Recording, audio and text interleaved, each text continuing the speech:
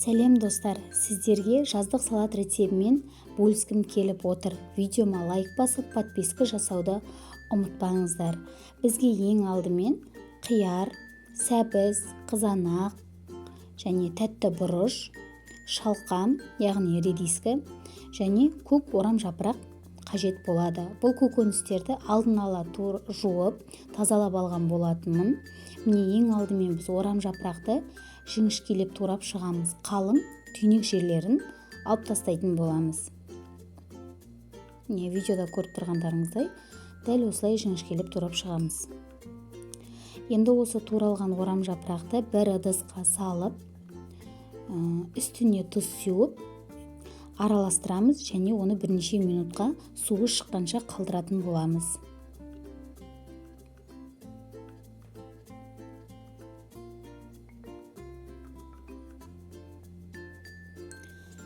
Ендігі кезек бізде сәбізімізді ұзынша етіп өткізетін үккішпен өткізіп шығатын боламыз.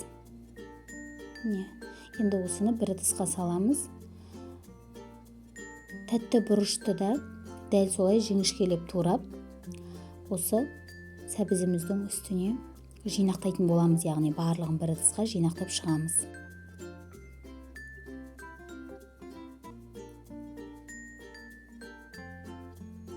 Міне шалқам.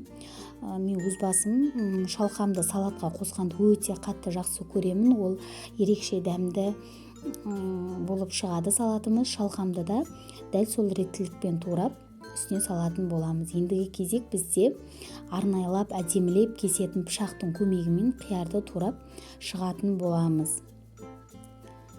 Міне қызанаққа да кезек келді.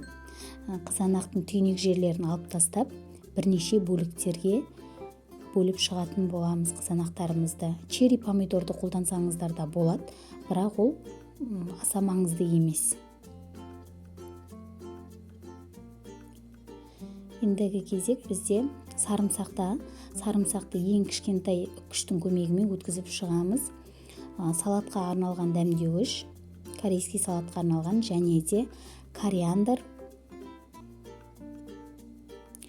қара бұрыш және татымына қарай тұз қосамыз. Барлығын мен көз мөлшерімен қосқан болатынмын. Міне көріп тұрғандарыңыздай орам жапырағымыздың суы шығып тұр. Тағы бір қайтара суын шығарып, салатымыздың үстіне қосатын боламыз.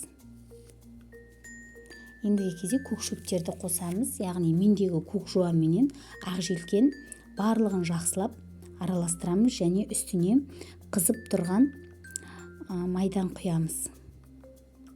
Міне достар, жақсылап қысып, салатымызды жақсылап араластырып шығатын боламыз.